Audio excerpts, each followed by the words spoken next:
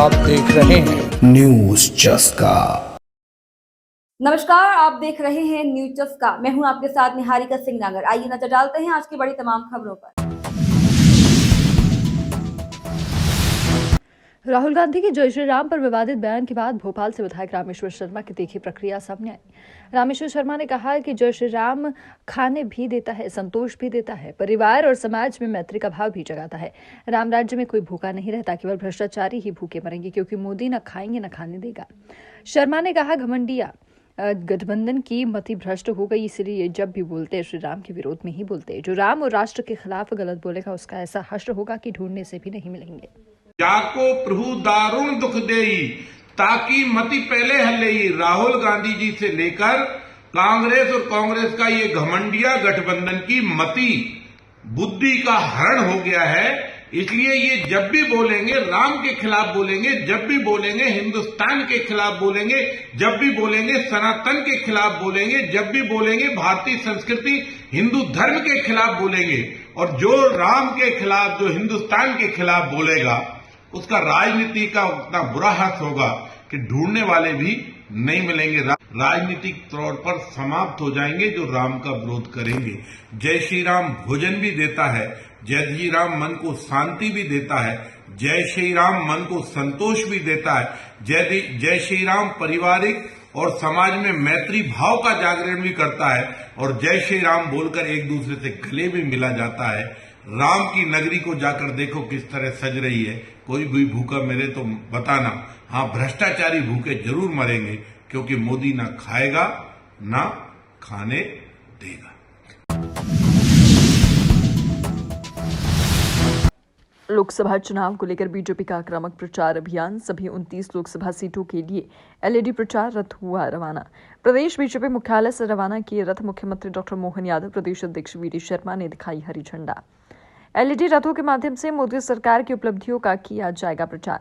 रथ में रखी सुझाव पेटी से बीजेपी अपने संकल्प पत्र को लेकर लोगों से लेगी सुझाव। पूरे देश से 1 करोड़ लोगों से सुझाव का रखा गया टारगेट। पिछले विधानसभा के समय से जो हमारा स्लोगन था, एमपी के मन में मोदी, मोदी के मन में एमपी, और हमने सबने आप सबके सहयोग से प्रदेश की 8.5 करोड़ जनता के मदद के साथ प्रचंड बहुमत से भाजपा की सरकार विधानसभा में बनाई थी।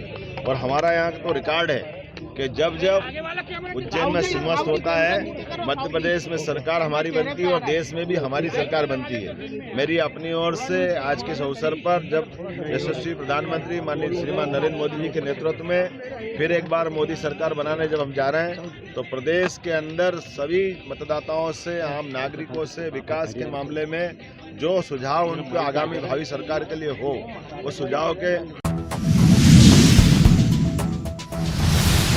हर साल की तरह इस बार भी विख्यात कथावाचक पंडित प्रदीप मिश्रा रुद्राक्ष महोत्सव का आयोजन करेंगे। यह महोत्सव सीहोर के कुबेरेश्वर धाम में होगा, जहां इसकी तेजी से तैयारियां चल रही है। रुद्राक्ष महोत्सव में पंडित प्रदीप मिश्रा अभिमंत्रित रुद्राक्ष बांटते हैं। यही कारण है कि इस मौके पर हर साल यहाँ लाखों लोग आते हैं। सीहोर जिला मुख्यालय के समीपस्थ चितावलिया हेमा स्थित निर्माणाधीन मुरली मनोहर और कुबेरेश्वर महादेव मंदिर में 7 मार्च से 7 दिवसीय रुद्राक्ष महोत्सव व शिव महापुराण का आयोजन होना है। इसे लेकर तैयारियां जोरों से चल रही है। पंडित प्रदीप मिश्रा से कथा सुनने और रुद्राक्ष महोत्सव में शामिल होने के लिए देश भर से श्रद्धालुओं के आने का सिलसिला शुरू हो गया है। आयोजन को लेकर यहाँ 4 दिन पहले से ही पंडाल लगाए जा रहे हैं, जिनमें श्रद्धालु रुके हुए हैं। सोमवार को विठलेश सेवा समिति की ओर से पंडित समीर शुक्ला और अन्य की ओर से यहाँ आने वाले श्रद्धालुओं की व्यवस्था की। श्रद्धालुओं के भोजन की व्यवस्था के लिए छत्तीसगढ़, महाराष्ट्र, राजस्थान और मध्य प्रदेश से करीब 500 से अधिक महिलाएं और पुरुष भी यहाँ आ चुके हैं। 7 दिवसीय शिव महापुराण कथा की शुरुआत 7 मार्च से होगी, लेकिन सोमवार शाम तक पंडाल में बड़ी संख्या में लोग आ चुके हैं। कथा के पंडाल में अपनी जगह रोक कर बैठे कुछ लोग निश्चित दिखाई दे रही हैं, क्योंकि उन्होंने अपनी जगह कथा शुरू करने से पहले से ही संभाल ली है। लोग बाबा को याद कर यहाँ भजन कीर्तन कर रहे हैं। इधर लोगों की भीड़ को देखते हुए प्रशासन के कड़े इंतजाम कर रहा है। कुबेरेश्वर धाम में रुद्राक्ष महोत्सव शिव महापुराण के दौरान सुरक्षा और कानून व्यवस्था बनाए रखने के लिए कलेक्टर प्रवीण सिंह द्वारा कार्यपालिका दंडाधिकारियों की ड्यूटी लगाई गई है। संपूर्ण व्यवस्था प्रभारी सीहोर एसडीएम तन्मय वर्मा को बनाया गया है। दैनिक वेतन कर्मचारी महासंघ भोपाल लगातार कर्मचारियों के हक में आवाज उठाता आ रहा है। दैनिक वेतन भोगी कर्मचारियों की मांग है कि उन्हें नियमित कर्मचारियों की तरह ही नियमित कर न्याय संगत वेतन दिया जाए, जिसे लेकर कर्मचारी महासंघ 2024 से लगातार कोर्ट में केस लड़ता हुआ आ रहा है।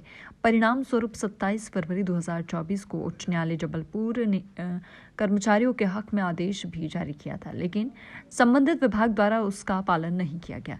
मध्य प्रदेश दैनिक वेतन कर्मचारी महासंघ भोपाल के प्रांताध्यक्ष गोकुल चंद्र राय ने मीडिया से चर्चा के दौरान कहा कि माननीय उच्च न्यायालय जबलपुर की रिट याचिका दिनांक 27 फरवरी 2024 के पालन में नियुक्ति दिनांक से नियमित कर्मचारी मानक नियमित कर्मचारी की तरह ही समस्त वित्तीय लाभ प्रदान कर नियमित करे।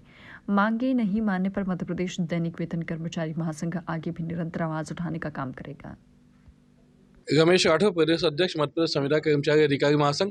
आज दैनिक वेतन भोगियों के ऐतिहासिक फैसला मध्य प्रदेश हाई कोर्ट के द्वारा दिया गया है, जिसकी याचिका माननीय गोकुल राय जो दैनिक वेतन भोगी महासंघ के अध्यक्ष उन्होंने लगाई थी, जिसमें हाई कोर्ट ने ये कहा है कि 120 दिन के अंदर समस्त वित्तीय लाभ देते हुए जो भी दैनिक वेतन भोगी जिनको 10 साल हो गए हैं उनको नियुक्ति दिनांक से नियमित किया जाए, और नियमित ही नहीं किया जाए, साथ में पुरानी पेंशन का जो लाभ है, यदि वो पुरानी पेंशन के दायरे में आते हैं तो वो भी उसका लाभ उनको दिया जाए। ऐसा ऐतिहासिक फैसला हाई कोर्ट ने दिया है। चूंकि ये लोक अदालत का समझौता हो चुका था, हाई कोर्ट ने उसको स्थायी कर्मी दैनिक वेतन भोगी को स्थायी कर्मी बना दिया, लेकिन स्थायी कर्मी शब्द एक नया शब्द था, हाई कोर्ट ने भी उसको मना कर दिया। तो इसलिए ये जो ऐतिहासिक फैसला आया है ये स्वागत योग्य है और सरकार को इसको मानना पड़ेगा।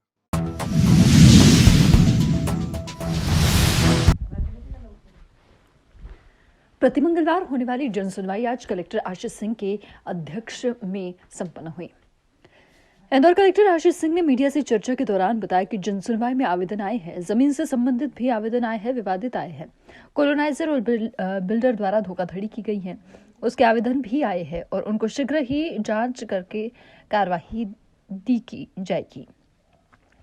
रेड क्रॉस के माध्यम से जरूरतमंद को आर्थिक सहायता भी दी गई और इस मामले जो जमीनों की शिकायत आ जाई है उन पर जरूर कार्रवाई की जाएगी। कलेक्टर आशीष सिंह ने कहा कि ऐसे मामले जनसुनवाई में आए हैं, सभी के आवेदन ले लिए और सबका निराकरण किया जाएगा। कलेक्टर आशीष सिंह ने दिव्यांगों की भी जनसुनवाई सुनी और दिव्यांग द्वारा अपनी समस्या कलेक्टर को सुनाई गई और कलेक्टर ने समस्या सुनी और उनका मौके पर ही समस्या का निराकरण होता है उसका हाथों हाथ किया और जिसका आवेदन के माध्यम से लिया गया है।